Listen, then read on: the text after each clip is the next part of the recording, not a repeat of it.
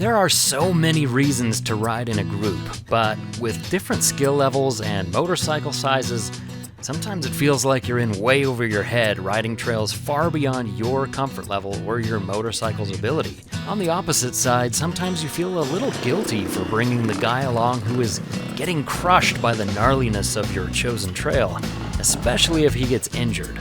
And let's face it, crashes are a part of riding dual sport motorcycles, and most of the time a crash is more likely to result in a few good laughs and some embarrassing pictures than an actual injury, but they do happen, and they can be the end of a ride or the end of a season.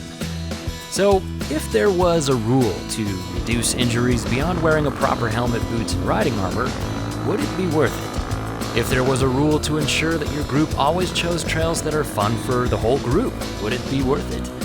If there was a rule to completely eliminate whining during a ride, would it be worth it? Yeah. I would say yes, and I'm grateful for a few former racers who joined me for a rally last year for letting me in on their ride-changing, injury-reducing rule. I've used it on every rally since then, and I think it makes for a far better, far less stressful group ride. In fact, because I often have groups of pretty widely varying skill levels, it makes the ride a lot more fun, even when there are advanced riders paired with more mellow riders or riders with vastly different motorcycles. Buck, Brad, Chris, and Rodney came up with the rule because they kept getting injured bad. Broken femurs and near-death experiences bad. They realized that they were always pushing the envelope with each other, faster on gnarlier trails over bigger stuff. That's not necessarily a bad thing. Pushing ourselves is what makes us better riders. But they noticed that after every crash, someone would inevitably say, "I knew we shouldn't have done that," because hindsight is always 20/20. So they came up with what they call the Veto, and it goes like this. If anybody in the group feels uncomfortable, or is getting tired, or is running out of water, or, this is the most important one, if somebody just has that gut feeling not to do something, then that person tells the group, and the whole group turns around to ride something else. The rule states that if somebody vetoes, there can be no ribbing or joking around or teasing or anything else toward that person. You simply find a different trail and respect the decision. It kind of sounds wussy at first glance, right? But there's also another rule. If you are on a trail and nobody has vetoed it, there can be no whining. That's the best part. With the veto rule, you either do a trail or you turn back. There is no whining allowed. Now here's the thing, for this strategy to actually prevent injuries, you can't be afraid to veto. It's like wearing a helmet or boots. You're not weak or lame if you wear protective gear, you're being smart. Likewise, you're not lame if you veto.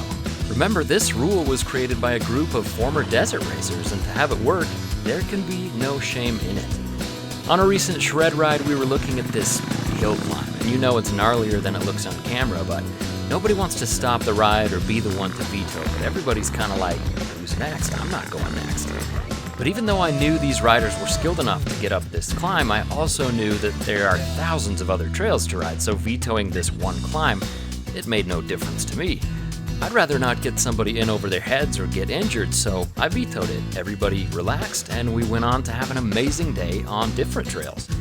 So I know what some of you are thinking. If you don't push yourself to go harder on gnarlier stuff, how do you get better? Well, in my experience, vetoes are actually pretty rare. On all of my rallies with hundreds of riders of varying skill levels, I've seen 5 vetoes ever. Because usually people want to push themselves. They're out here for the same reasons that you are, but when the fatigue gets to you or that gut feeling comes, it's best to listen to it. Now, if you're a hardcore rider and a rider vetoes and prevents you from doing some hardcore stuff that you wanted to do, next time you may not want to invite that rider, and honestly, they're probably glad you won't. Also, have you ever dragged somebody up something that was completely over their heads? The complaining can get pretty intense, and for good reason. The no whining nature of the veto means that A, you won't hear somebody complain because they're in over their heads, and B, that person is far less likely to become your liability. The veto rule isn't perfect. Injuries still happen. There is still occasional complaining. Riders still get in over their heads, and hardcore riders do miss out on their hardest core rides. But in my experience with group rides, the benefits far outweigh the costs.